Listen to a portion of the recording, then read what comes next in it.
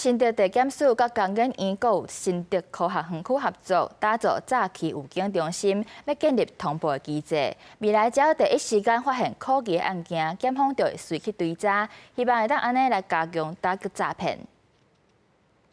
看到早起车手出现，警方连面围起的压制嫌犯。新竹因为科学园区收入悬，成做早起集团锁定的目标。为了防治诈骗，新竹地检署结合工研院科学园区农业工会，宣布成立早起预警中心，来加强防诈意识。 假设公司发现奇怪的地方，或是可以预防的地方，可以先建立这个通报的管道给我们检警，在前期就能够介入来做这个侦办跟预防。我们可以有很多的做一个提前没收做这个侦查中查扣犯罪所得的动作，来保护整个科技业的资产。像我们工研院有一些 AI 的技术，可以看能不能跟我们那个法界一起来合作，怎么样有很快的去破一些这种诈骗集团的手段。 根据新竹地检署统计，过去这一年来受诈骗损失，上济一月日的金额达我2亿2000万，显示出新竹地区民众受害严重，其中可以假投资的手法上济。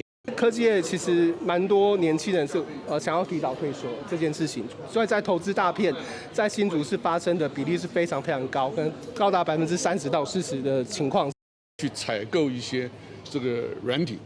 能够去监测到这个不好的这种讯息的传递，那么去做一些银行的端的这个诈欺可能这个认证。早起预警中心未来建立企业回报甲通报机制，只要民众也是企业第一时间发现可疑的案件，譬如讲奇怪的汇款、假网站，也是假投资的群组，检方就会发动侦办追查违法，减少早起案件发生。记者杜君豪，新竹报道。